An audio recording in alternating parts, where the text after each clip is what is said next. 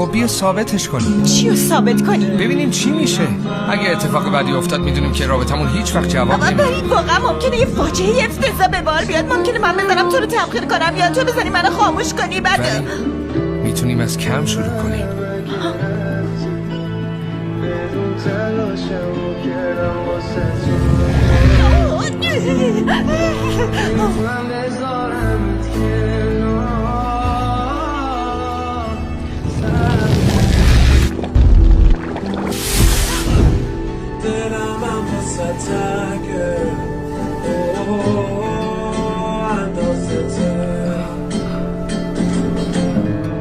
کجایی بگو الان که